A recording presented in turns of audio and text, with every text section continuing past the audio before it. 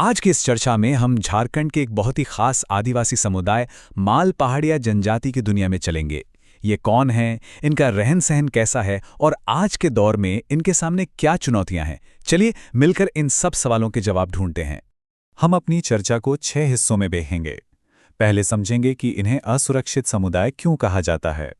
फिर हम इनके इतिहास, समाज, अर्थव्यवस्था और आस्थाओं को जानेंगे। और अंत में आपकी समझ को परखने के लिए कुछ सवाल भी होंगे। तो सबसे पहले ये समझते हैं कि इस शब्द विशेष रूप से असुरक्षित जनजातीय समूह या जिसे पीवीटीजी कहते हैं, इसका आखिर मतलब क्या है। देखिए, ये एक ऑफिशियल कैटेगरी है। सरकार उन समुदायों की पहचान करती है जिन्हें खास मदद की जरूरत है।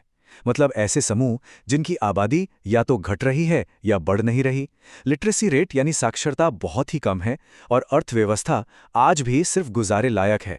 माल पहाड़िया झारखंड के ऐसे 8 समुदायों में से एक हैं। 2011 की जनगणना को देखें तो इनकी आबादी करीब 1,35,000 थी। अब ये नंबर सुनने में शायद बड़ा लगे, लेकिन उनका पीवीटीजी स्टेटस हमें ये बताता है कि ये समुदाय गरीबी, स्वास्थ्य सुविधाओं की कमी और अपनी सांस्कृतिक पहचान को बचाने जैसी कितनी ही गंभीर चुनौतियों से जूझ रहा है। अच्छा, अब थोड़ा इतिहास में चलते हैं। इनकी कहानी प्रवासन यानी एक जगह से दूसरी जगह जाने और बंटवारे की कहानी है। लोक कथाओं को माने तो माल पहाड़िया का सफर बहुत पहले रोहतासगढ़ से शुरू हुआ था।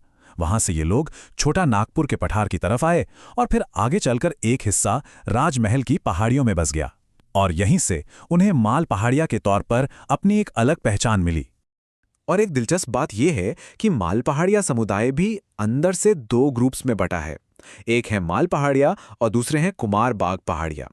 ये उनकी पहचान का एक बहुत ही अहम पहलू है। पर अच्छी बात यह है कि इन दोनों समूहों में कभी कोई टकराव देखने को नहीं मिला है। ठीक है, तो अब उनके सोशल स्ट्रक्चर को समझते हैं जो उनकी संस्कृति की नींव है। उनका समाज, जिसे हम पेट्रियार्कल या पितृसत्तात्मक कहते हैं, वैसा है। यानी घर का मुखिया पिता होता है और वंश भी पिता के नाम से ही आगे बढ़ता है। इसका सीधा असर ये होता है कि जो भी पारिवारिक संपत्ति होती है वो बेटों को मिलती है। बेटियों को पारंपरिक तौर पर इसमें हिस्सा नहीं मिलता। शादी ब्याह इनके समाज का एक बहुत जरूरी हिस्सा है। यहाँ पोन या बंदी नाम की एक प्रथा है जिसे वधू मूल्य कहते हैं। यह असल में 2 परिवारों के बीच एक सामाजिक और आर्थिक रिश्ते का प्रतीक है। इसे सिर्फ लेन देन नहीं बल्कि सम्मान के तौर पर देखा जाता है। अब आते हैं एक और वाकई दिलचस्प पहलू पर कि ये अपना गुजारा कैसे करते हैं। इनकी अर्थव्यवस्था किस पर टिकी है। इनकी पूरी जिंदगी और इकोनॉमी जंगल पर ही निर्भर करती है। ये कुड़वा नाम की एक खास तरह की खेती करते हैं जिसे हम अंग्रेजी में शिफ्टिंग कल्टीवेशन कहते हैं। इसमें होता यह है कि जंगल के एक छोटे से हिस्से को साफ करके कुछ साल खेती की जाती है और फिर उस जमीन को वापस प्राकृतिक रूप से पनपने के लिए छोड़ दिया जाता है। और यहीं पर उनका जमीन से जुड़ा गहरा ज्ञान दिखता है।